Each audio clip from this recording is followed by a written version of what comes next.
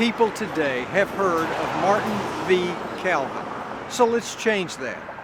He was an innovator, he was an educator, he was a soldier, and he was a journalist. He also had about the wildest sideburns I think I've ever seen. In the 1800s, Calvin is credited with establishing a free school in Augusta. That is probably why we should not be surprised that he served as one of the first superintendents of the Richmond County Board of Education.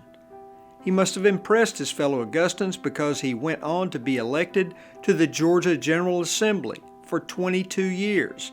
It was one of the longest post-Civil War tenures in legislative history. He chaired many of the top State House committees, including education and banking. The Augusta Chronicle called him, quote, one of the most thoroughly equipped public men in the state. Now here is where Martin Calvin is different. He could have chosen to become a career politician, but he didn't. Calvin always seemed to be looking for another challenge, and he found one in the realm of Georgia agriculture.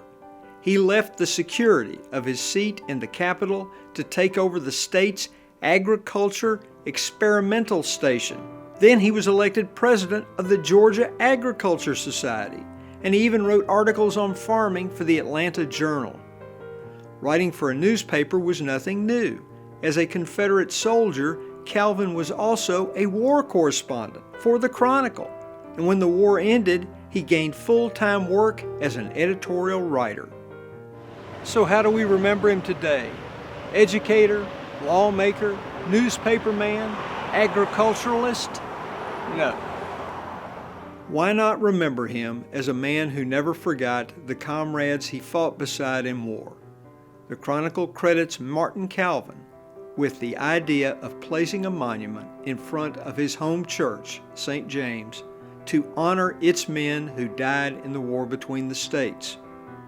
Augusta thought it was such a good idea, they added the names of all of Richmond County's fallen. That memorial still stands where it's been since 1873. Because planning for this memorial began so quickly after the war ended, it is often cited as one of the first memorials to our nation's most terrible conflict. Martin V. Calvin's name is not on this memorial. In fact, his name is on very little. But more than a century after his death, his life shows us that living a good life and remembering one's friends could be the best memorial of all.